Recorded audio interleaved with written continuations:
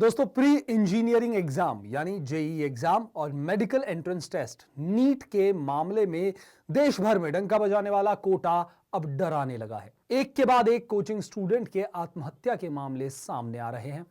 Coaching नगरी के लिए साल का आगाज भी कुछ खास अच्छा नहीं है।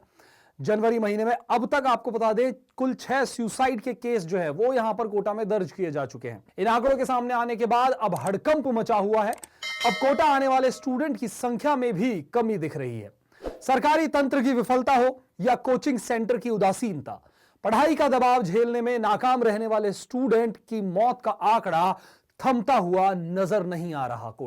कोटा में पिछले 10 सालों के दौरान 127 स्टूडेंट पढ़ाई के तनाव की वजह से अपनी जान दे चुके हैं। साल 2015 में 18 और 2016 में 17 मामले सुसाइड के दर्ज किए गए हैं। हालांकि साल 2017 में जरूर थोड़ी कमी देखी गई, बावजूद इन सब के 7 केस जो है इस साल सामने आए। आपको बता दें, लेकिन अगले साल ही 2018 में 20 कोचिंग स्टूडेंट्स ने अपनी जान दे दी।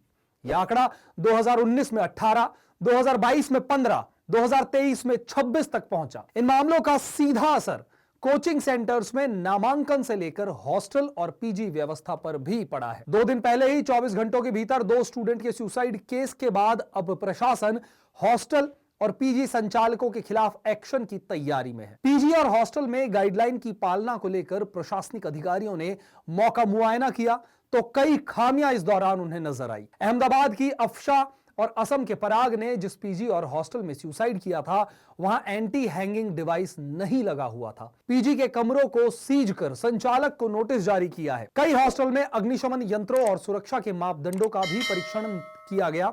हालांकि कोचिंग सिटी में सुसाइड के बढ़ते मामलों और हो रहे व्यवसाय को लेकर लोकसभा अध्यक्ष ने भी चिंता जाहिर की थी। इसके साथ ही ओम बिरला ने आश्वासन दिया था कि बाहर से पढ़ने आने वाले बच्चों को, आपको बता दें, परिवार जैसा माहौल जो है वो मुहैया करवाया जाएगा उन सभी बच्चों को वहां पे। कुछ गलतफहमी की वजह से कई वातावरण खराब किया था। मेरा मानना है कोटा में हर बेटा बेटी को, हर परिवार का व्यक्ति अपना बेटे बेटी के रूप में प्रवेश करता है और इसीलिए मेरा देशवासियों का आह्वान है कि वो कोटा में भेजें।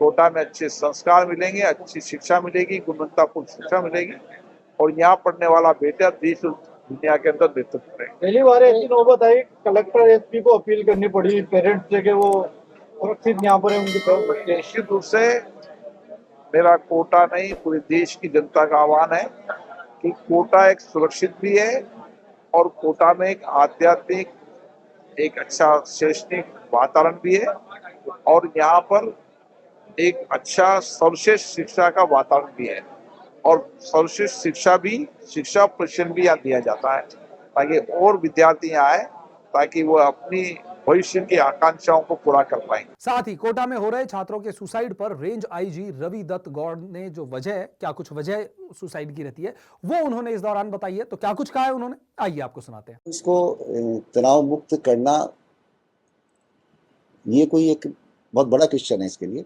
इसमें सबसे पहले तो ये देखना चाहिए कि जो बच्चा कोचिंग में एडमिशन ले रहा है, क्या वो बच्चा वास्तव में उस फील्ड में जाना भी चाह रहा है, नहीं चाह रहा। इस चीज़ का डिसाइड वो बच्चा खुद करेगा और उसके पेरेंट्स करेंगे। उसके बाद में जब बच्चा यहाँ पे कोचिंग के लिए आ जाता है तो उसके बाद में उस बच्चे की परफॉर्मेंस कैसी है, उसे कोचिंग के माध्यम से, एक्स्ट्रा ट्यूशन के माध्यम से क्या आगे बढ़ाया जा सकता है, नहीं बढ़ाया जा सकता है।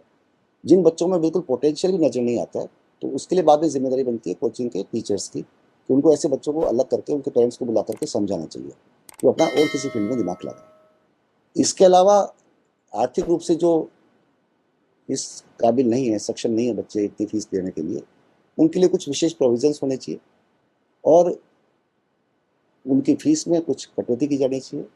इसके लिए भी एक शुरू में जब बच्चा एडमिशन लेता है कोचिंग में, उस समय एक सिलेक्शन कमेटी या एडमिशन कमेटी होनी चाहिए जो उस बच्चे से, उसके फादर मदर से पूरा इंटरव्यू ले कि क्या वो बच्चा वास्तव में नीट की और जेई की जो तैयारी करेगा तो इसी फील्ड में, इंजीनियरिंग और मेडिकल के फील्ड में जाना भी चाह रहा है, नहीं जाना चाह रहा है।